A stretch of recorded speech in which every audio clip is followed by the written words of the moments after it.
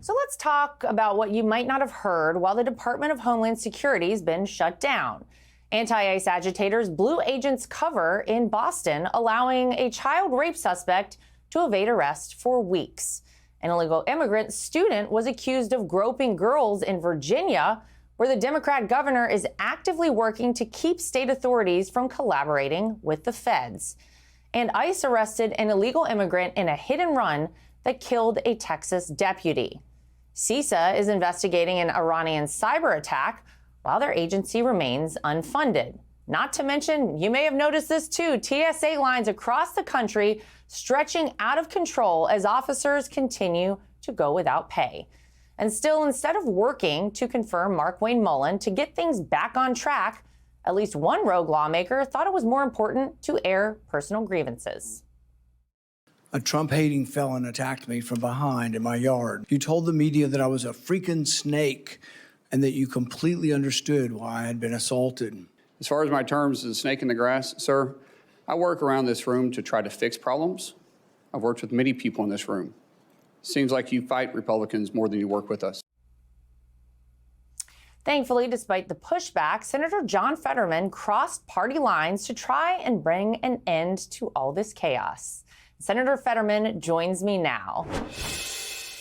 And Senator Fetterman, welcome back to the show. We are one step closer to Senator Mullin actually being confirmed as the new DHS secretary, and that's thanks to a yes vote from you. So I'm curious what it was that actually made you vote yes for him. What was that deciding factor? Because I know you probably had a lot of pushback from your fellow Democrats on that. Well, one, because I believe in a very secure border.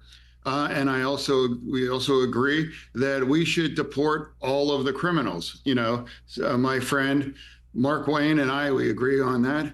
And also, I also have a relationship with him as well, too. So I voted for him because he is a friend, and he and I have the same kinds of priorities about our security. And now I know I'm going to take a lot of Democratic blowback, which is strange to me, because there wasn't really a lot of Democratic outrage when 300,000 people were encountered at our border back during the prior administration. As a Democrat, I started to make that argument. Now, and the people that are criticizing my vote now, many of them were even in Congress at the time that had no problem with that. You know, we might be in the same Democratic Party, but clearly they didn't have an issue with that open border situation. And that's why I vote for Senator Mullin, and I look forward to working with him. So that might isolate me with some people in my party, but that's not country over party. Yeah, well, speaking of that shutdown, that's one of the reasons, Senator, that this confirmation is even more critical. We're still in the midst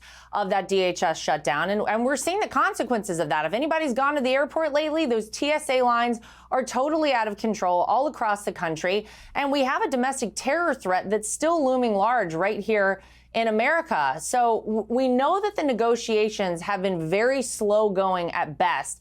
How do you see that playing out in terms of this shutdown? I don't know. Honestly, I can't speak for anyone, just me. I've been consistently the only Democrat to vote against this shutdown. It's wrong.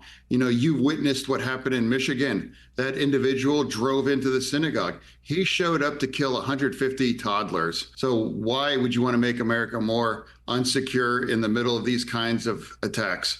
And now, if you've seen any one of those disaster movies about a cyber attack, well, guess what? The cybersecurity agency is under DHS, and that's shut down right now. And now you will also see people, if you're flying, you're going to see long, long lines. And I am there all the time. I ask all of those TSA agents, hey, do you like getting paid? Yeah, we do, you know. And that's an important thing. Now, for me, that's a violation of our core values as a Democrat to punish union workers, you know, going without getting paid. Yeah, it's really a shame to see. And listen, I think a lot of Americans are appreciative that you seem to be the lone Democrat who wants to reopen the government.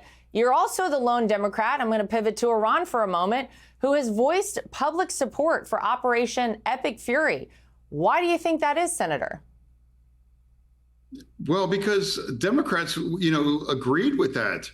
When Kamala Harris ran for president in 2024, she identified Iran as her top concern. Every single Democrat has said, can't ever allow them to acquire a nuclear bomb. And when someone does that and make sure that's almost impossible, why can't we celebrate that?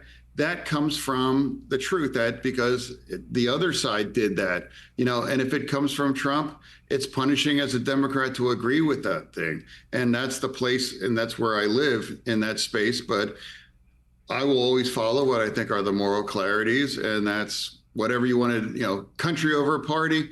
But it's a great thing that Iran has been broken. Now, why am I the only Democrat that just says those same things? Now, I want to kind of go to something you made a lot of headlines for earlier this week. You commented that the Democrats don't really have a real leader and are instead governed by what it sounds like you were just talking about, Trump derangement syndrome. So can you expand on that a little bit? And do you see this changing anytime in the near future for your party?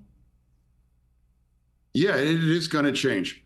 It's going to get worse.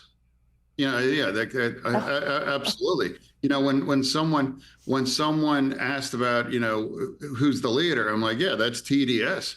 Increasingly, this party's defined by the opposite of that.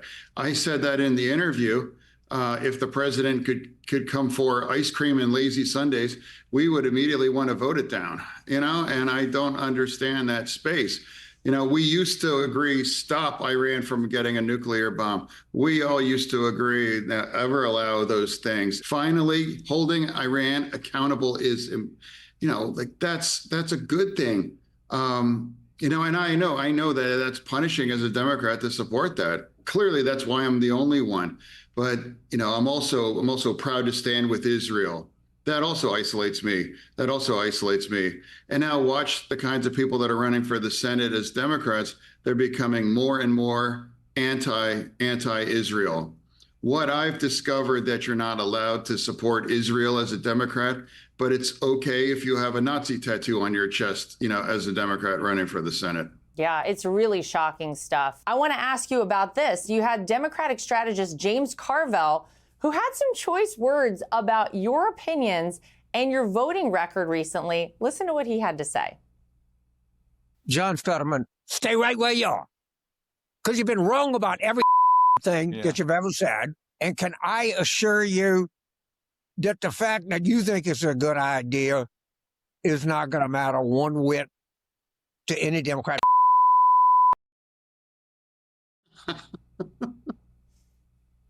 Okay. What do you say, Senator? Jim has been struggling for relevance for the last 30 years. Now, I'm proud to be on the right side of Epic Fury. I'm proud to be on the right side about standing with Israel. And for me, it's country over party. And he acknowledged that I'm blinded by TDS. So I'm the guy that actually represents Pennsylvania. I'm not an angry, weird guy online. I represent a state like Pennsylvania that keeps you honest. And I'm the only one right now in this cycle that flipped a seat now as well, too. So some people might listen to his advice, but I've actually done the kind of thing that really matters in the current time we are politically. Well, and you also, I think, probably hear from your constituents regularly, as well as people all across the country who are grateful that you are doing the right things in all of these spaces. So, Senator John Fetterman, we always appreciate you taking time for us. Thank you so much for joining us tonight. Hey, Sean Hannity here. Hey, click here to subscribe to Fox News YouTube page and catch our hottest interviews and most compelling analysis. You will not get it anywhere else.